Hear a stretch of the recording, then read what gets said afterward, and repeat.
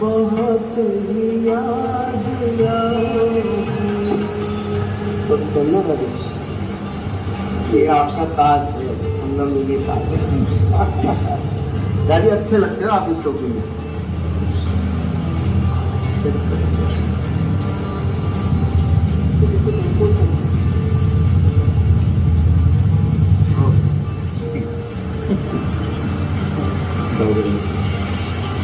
अच्छा हो गया, अच्छा करो।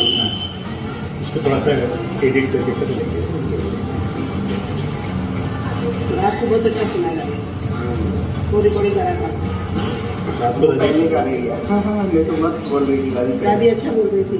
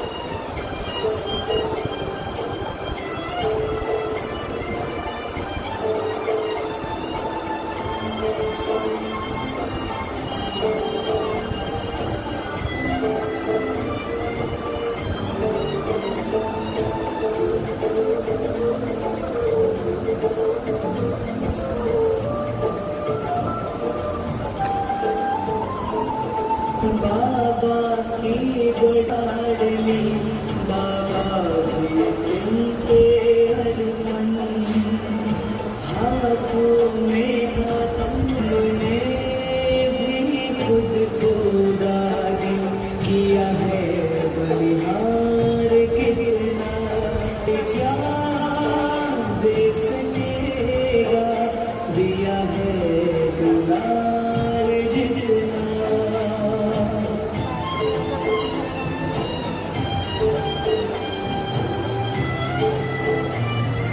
दैवी परिवार प्यारा उपकृत रहेगा तुमसे बारी संसार सारा दिन रात सद्गुणों से किया है श्रृंगार कितना कोई क्या दे सकेगा दिया है दुलार जितना दादी ओ मेरी दादी किया हमको प्यार कितना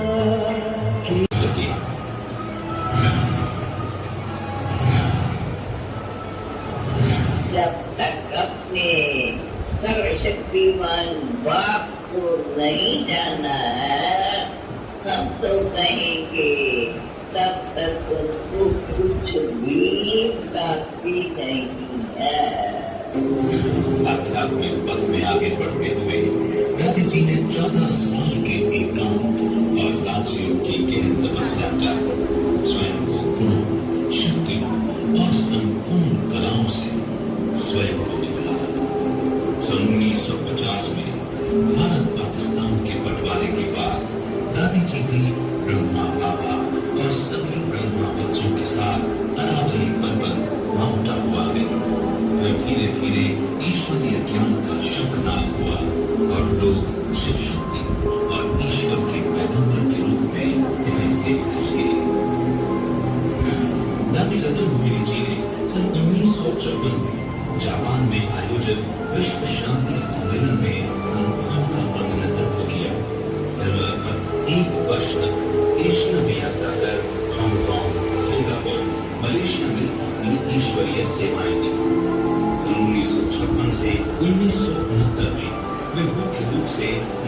भी सेवारत रही और भारत के विभिन्न हिस्सों में यात्रा कर लोगों में शांति और सद्भावना के बीज हुए।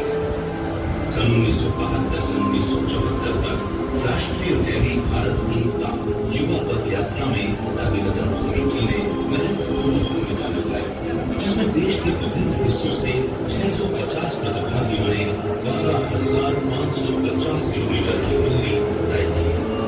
इस परियोजना का शुभारंभ भारत के तत्कालीन राष्ट्रपति डॉक्टर जय सिंह जी ने किया था। सन 1994 से 2005 के बीच Canada, Africa, Brazil, Moscow, Saint Petersburg समेत देश विदेश के अनेक स्थानों पर परमात्मा से संबंध जुड़ाया। इतना ही नहीं, सन 2006 से 2014 तक Hyderabad, Visakhapatnam, Bengaluru, Neemuch, Nepal, Bangladesh, UK, America, Australia और न्यूजीलैंड समेत अनेक स्थानों पर अपने आशीर्वचनों की वर्षा की।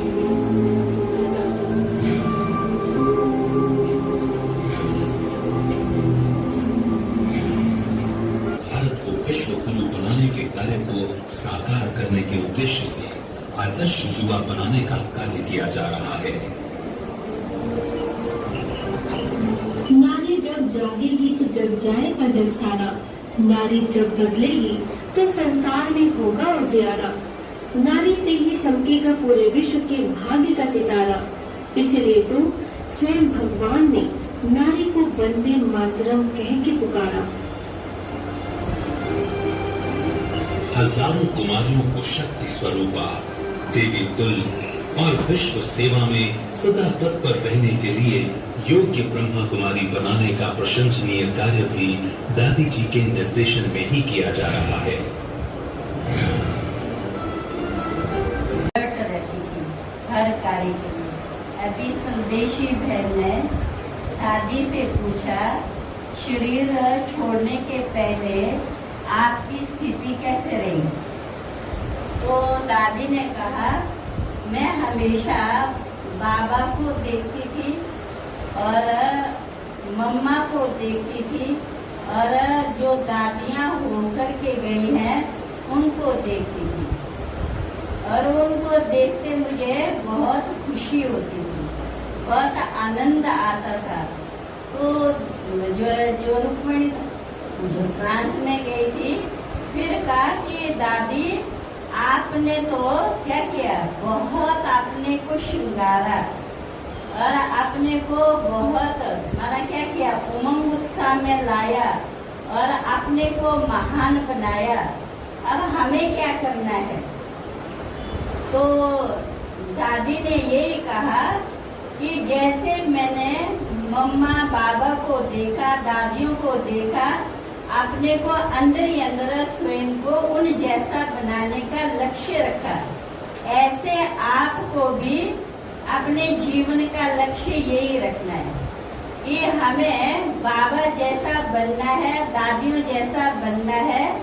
और जैसे वो अव्यक्त से अव्यक्त दादियाँ हुई हैं और वो अभी भी कितना क्या ऊंचा कार्य करती जा रही है। आप देखिए, दूसरी संस्था में अगर कोई चला जाता है तो उनका नीचे की तरफ चला जाता, और जब बाबा चले गए तो बाबा का कार्य और आगे बढ़ा। मम्मा गई तो मम्मा ने तो क्या किया, ऐसी आत्मा को निकाला, एक एक आत्मा लाखों के निमित्त बनी, ऐसी आत्मा को निकाला।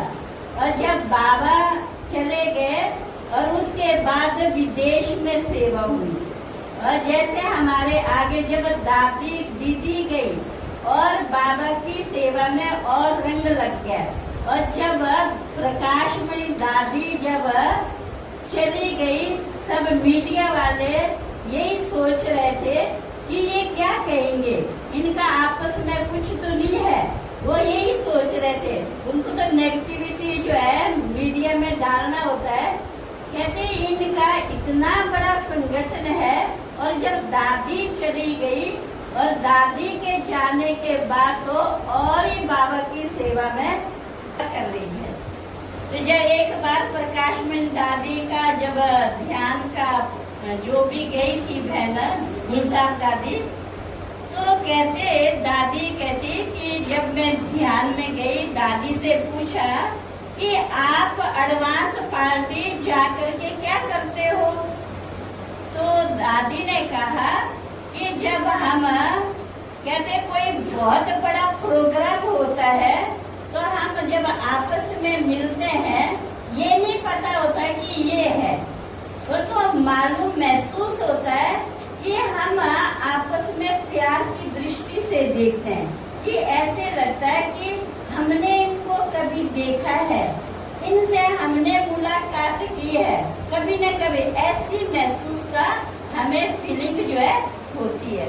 अब इतनी सारी दादी हमारी, एक भी दादी नहीं रही। अभी जो दादियाँ जो गई है, अव्यक्त हो गई है, एक बाबा के अव्यक्त होने के बाद कितने बाबा की विदेश में भी सेवा शुरू हुई। जैसे बाबा विदेश में जैसे गए भाई बहन, वो लोग क्या कहते थे, इस दादा को तो, इस व्यक्ति को तो हमने पहले से देखा, हमने तो स्वप्न में देखा, हमें तो वहाँ पर देखा, और थोड़े समय में बाबा के यज्ञ की सेवा इतनी बढ़ गई 140 तो क्या 150 देशों में बाबा का ये कार्य। तो ये कौन कर रहा है? ये हम सब महसूस करें। दादी ने यही कहा कि आप सभी भी जैसे बाबा को हमने फॉलो किया, और हमारे से जो दीदियाँ हैं उन्होंने हमें फॉलो किया, अब आप भी सब बाबा को फॉलो करते रहेंगे तो आपको देख करके भी दूसरे बाबा के बच्चे बन जाएंगे। तो क्यों नहीं? अव्यक्त में तो और ही ज्यादा क्या होती है, पावर होती है, शक्ति होती है। इसलिए बाबा हम बच्चों को, क्या दादियाँ हमें जब उनको देखते रहेंगे, और क्या है मधुबन, आज बाबा ने कहा ना मधुबन में भी पहुंच सकते हैं, आप सहज पहुंच सकते हैं। मधुबन में भी आप 1 सेकंड में आप क्या कर सकते हो, तीनों लोगों की सैर कर सकते हैं। और वो देवी देवता तो फिर एक लोक की सैर करते हैं, और हम बाबा के बच्चे इस संगम युग पर, तुम ब्राह्मण बच्चे बाबा ने कहा तीनों लोगों की सैर 1 सेकंड में कर सकते हो। तो ये कितनी बड़ी बात है। देवता भी नहीं कर सकते। इस समय हम ब्राह्मण बच्चे, हम ब्राह्मण बच्चों को ही बाबा ने इस समय क्या किया, सिलेक्ट किया विश्व की सेवा के लिए। उन बच्चों को ही क्या करना है, विश्व की सेवा। चाहे मुख से कोई बोल नहीं सकता, वाणी के द्वारा ज्ञान 2 वचन सुना नहीं सकता, तो बाबा कहते हैं उसे मनसा के द्वारा दूसरी आत्मा को शुभ भावना, शुभ कामना का दान दे सकते हैं। बाबा ने कहते हैं अपने कर्मों के द्वारा भी दूसरों की सेवा, बाबा की याद। जैसे ब्रह्मा बाबा स्थूल सेवा करते हुए भी बड़े बड़े VIP को भी क्या है, अनुभव कराते थे। अनाज साग सब्जी काटते हुए भी बड़े बड़े लोगों को भी बाबा को देखते ही क्या हो जाता था, साक्षात्कार। तो वो समझते थे, देखो साधारण काम करते हुए भी क्या ये तो बहुत ऊंचे महान है। ऐसे दादी के लिए भी वो बहन कह रही थी कि दादी आपने तो अपने जीवन को इतना महान श्रेष्ठ बनाया, अब हमें भी आपको देखकर हमें भी अब क्या करना, अपने ऊपर अटेंशन देंगे तो क्या करेंगे, जरूर हम उनके समान बन सकते हैं। अच्छा, ओम शांति।